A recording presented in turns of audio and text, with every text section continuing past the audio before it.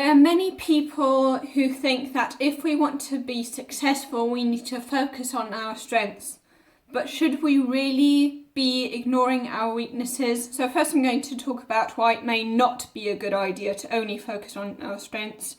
And then I'll also say in which situations you need to focus on your strengths. So one reason why we shouldn't only focus on our strengths, skills need to be developed, they need to be practiced. You can't expect that the first time you try something that you're going to be great at it, and therefore you might say, okay, this is a weakness, and if you think that you shouldn't be focusing on weaknesses, then at that point you just stop practicing that skill, whereas if you had tried to practice, then you might have actually gotten good at that certain skill, and then it would become your strength. We're all going to be awful at the beginning.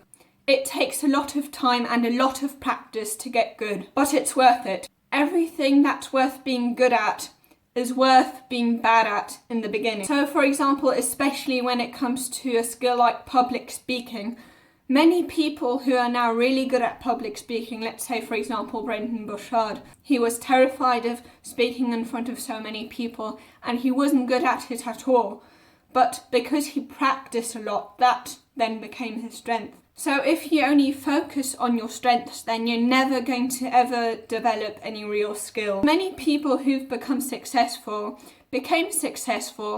by solving their own problems, overcoming their weaknesses, and sharing their solution with those who struggle with the same issues that they used to struggle with. This is also very important because we can only understand how those who are struggling feel if we have gone through that struggle ourselves. Just to name some examples of successful people who became successful through overcoming their struggles would be, for example, Vanessa Van Edwards.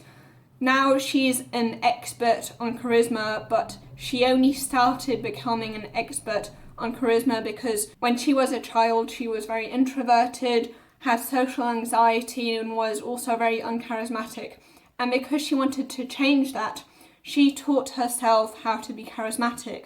And therefore she was in a better position to teach other people how to be charismatic because she had to go through that process herself. Other people who are charismatic from the start, from the very time they were born, they wouldn't be able to share this information as well because they don't know what a person has to go through to go from uncharismatic to charismatic.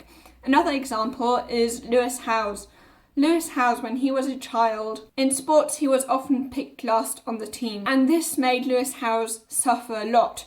And because he suffered that much, he wanted to make sure that he practices a lot. And then when he was an adult, because he was so driven, because this pain of being picked last fueled him so much, he became a pro athlete when he was grown up. And another reason why we shouldn't ignore our weaknesses is that weaknesses are going to hinder us. For example, in our relationships. We often hear people talk about how your partner should simply love you for who you are. We really shouldn't fake something that we are not. But when it comes to weaknesses that hurt our relationships, for example, rage, being passive aggressive, or bad communication skills, if we don't change that, even if our partner tries to love us a lot and actually would love us for who we are, if we didn't make it so difficult for them because we pick fights all the time, that is going to ruin the relationship either way. And if you don't listen to feedback because you don't want to work on your weaknesses, then there's no way you're going to ever improve. However, some weaknesses can actually be strengths depending on the situation that you're in. For example, as Eric Barker points out, stubbornness when it comes to relationships can cause a lot of conflict. However, when it comes to success, when we hear about successful entrepreneurs, what are we told? Never give up.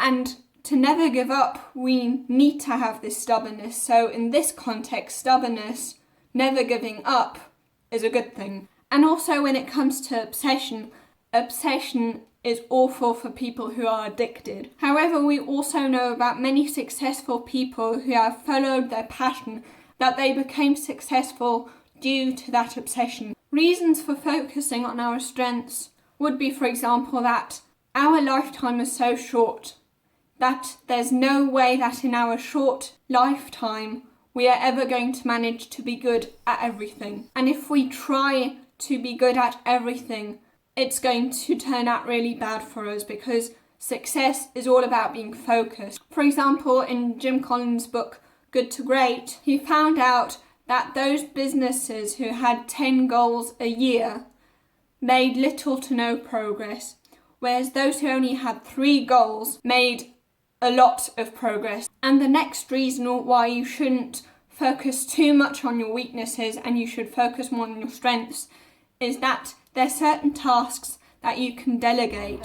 When it comes to a team, it's more important to have someone who's best in their field, who's really good at what they do, and not as good in other fields, opposed to having all these people who are all very good at it but not necessarily specialised and not necessarily incredible at a certain skill.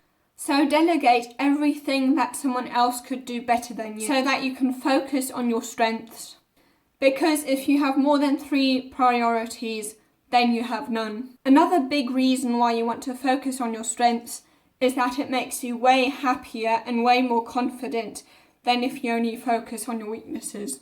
According to psychologist Martin Seligman, we shouldn't fix what's wrong, instead we should be building what is strong. So all in all, I would say that we should spend a little time on trying out new things to find out whether we're good at them, whether we enjoy them, because if we never even start to try, then we'll never know. And when it comes to working on your weaknesses, I would especially try to work on those weaknesses that hinder you the most. But for the most time, but not all the time, you should be focusing on your strengths. If you want to know how to prioritize, you can watch this video here.